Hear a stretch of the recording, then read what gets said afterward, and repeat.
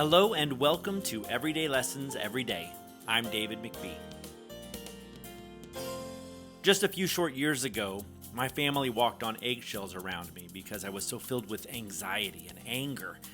I knew I had to make a change before I lost them, and that's when I turned to self-improvement books to work on myself and to improve those relationships. After several months of reading every day and applying the lessons I learned, I was able to go from grumpy to grateful. And it was this journey that inspired me to write my book, Everyday Lessons Every Day. Today, I continue my journey.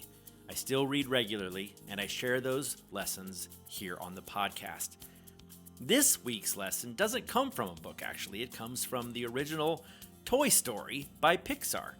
I'm guessing you've seen it. If you haven't, stop listening to me right now and go watch it because it's one of the greatest animated movies of all time. And then watch the sequels because, believe it or not, they're all amazing and they are all full of lessons of friendship and loyalty, perseverance, kindness. I could go on and on. Heck, I wouldn't be surprised if you hear me talking about more everyday lessons from the Toy Story series in future episodes. But let's start with Toy Story Part 1. This is episode 55. Buzz and Woody taught me an everyday lesson. I'm going to take you back in time and introduce you to the 17-year-old me. I had a positive attitude, even back then. I was usually pretty happy. I drove a Jeep and I had a pretty girlfriend. Thus the happiness, right? I was busy participating in band, theater, Boy Scouts, while I also worked as a landscaper, or a pizza delivery driver, or a floor referee at the local roller rink. I was skinny. We're talking 30-inch waist skinny, and I had a full head of hair. It was 1987, so think Scott Baio feathered mullet. Yes, I rocked a mullet and parachute pants. It was the 80s, don't judge. I was lucky enough to have a mother and father who loved me a lot, showed me that love, and told me every day that I could do anything I put my mind to. And I believed it. No, my parents weren't readers, and they didn't subscribe to any special parenting methodology. My mother just looked at me and saw what I think most mothers see when they look at their children: perfection, potential. And she wasn't afraid to tell me how much she loved me. To this day, we say I love you every time we talk. Well, I say I love you, and she says I love you more. As for my dad, he worked hard and played hard. A blue-collar worker that got up every day at 3 a.m., he delivered butternut bread to the local grocery stores. My memories of him were mostly around scouts and hunting. He was, and still is, an outdoorsman, and he taught me the value of hard work and being rewarded for that hard work. He also believed, still does, in something he calls McBee luck. Basically, he believes that everything will find a way to work itself out, that everything happens for a reason, and heck, even when you're broke, there will always be enough money somewhere. Now, I don't know if that's McBee luck, but I do believe those things, as I've found them to be true of the 50 years I've spent on this planet. All this to say that, yeah, I was confident. And if I'm being honest, probably a little cocky. But what 17-year-old with a mullet and a red Jeep isn't confident and a little cocky? So where am I going with all this? Well, the thing about being confident is that it pisses some people off.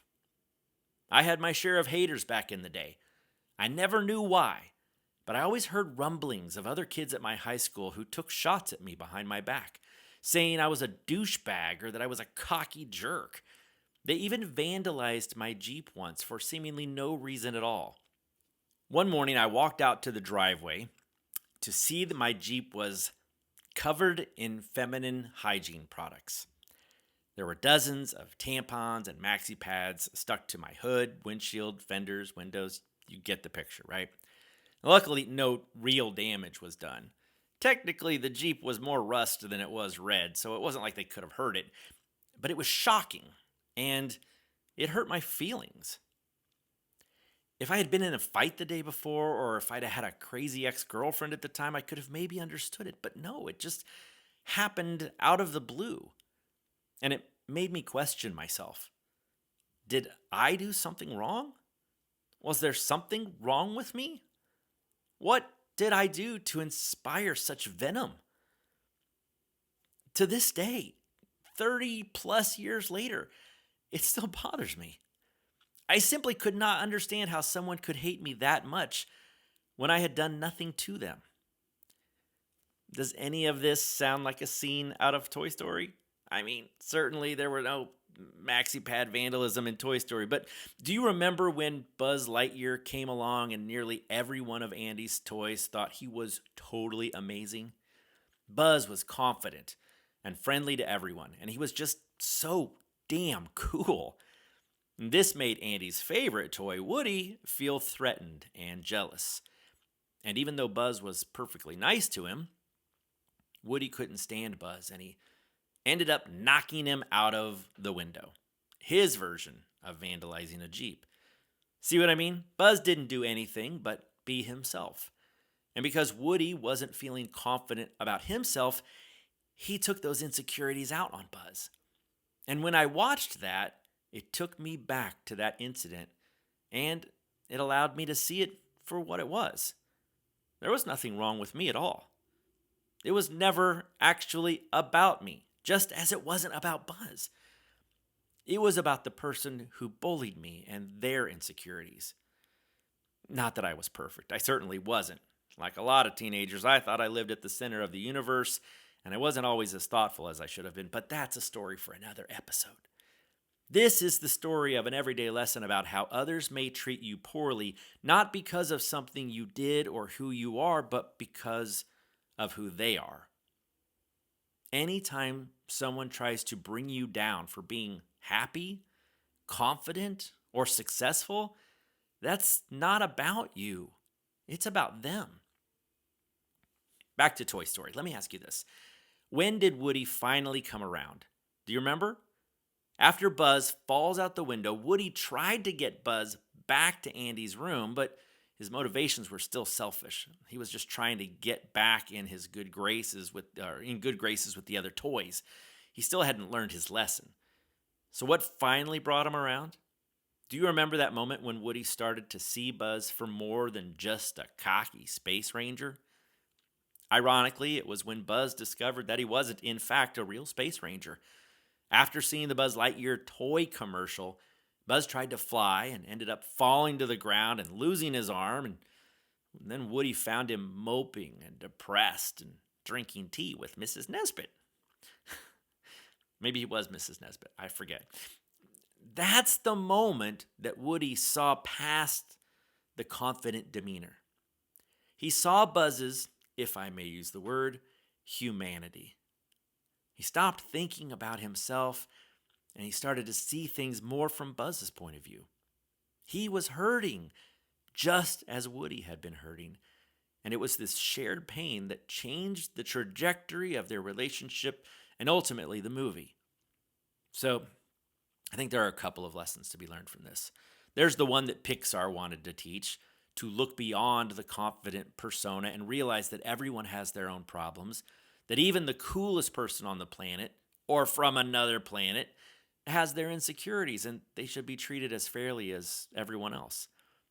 And then there's the lesson that I learned, that when haters take unprovoked shots at the confident and successful, it's not because there's anything wrong with being those things. It's actually got nothing to do with them. It's more to do with the insecurity of the one taking the shot. Before I wrap things up, allow me to share one more thing. This is something I learned when I published my book. Now, if you've read it, you know that it's filled with stories about my mistakes and my inadequacies. I put it all out there. Now, if you haven't read it, it's about a guy who thought he was a great husband and father, only to discover that he was on the verge of losing his family thanks to his temper and his insistence on always being right. Now, when I published it, there was a small part of me, maybe even a large part of me, that thought, people are really going to think I'm cocky now, writing my story as if anyone cares to read it. And honestly, there probably are some people who feel that way. I can almost hear the haters saying, "Good Lord, he wrote a book about himself? He really does think highly of himself. Oh, wait, he has a podcast too? For crying out loud, he thinks he's some kind of self-help expert now. But if that's happening, it's behind my back. And now I know that that has less to do with me and more to do with them. What I have witnessed is actually the opposite. The number one response I hear when people I know read my book is this: I can't picture you being anything like the guy in your book. We're actually a lot more alike than I would have imagined. My vulnerability makes me relatable. Just like Buzz's vulnerability is what finally brought Woody around, allowing him to see Buzz for the person he was underneath his cool exterior. So, whether you're a Woody who is jealous of a Buzz, or you're a Buzz who doesn't understand why people don't like you for just being who you are, I hope this episode has shed some light and that all of us can grow closer together and build bonds of friendship, just like Buzz and Woody. Let me know what happens when you implement this lesson by reaching out to me personally at Everyday Lessons Everyday. You can also purchase my book while you're there, or learn more about hiring me to speak about personal improvement at your upcoming event. If you like the stories brought to you by Everyday Lessons Every Day, please consider writing a review. And also, please share this podcast with your friends. Let's see if together we can make the world a better place. I'll see you next time. Now go out there and do something awesome.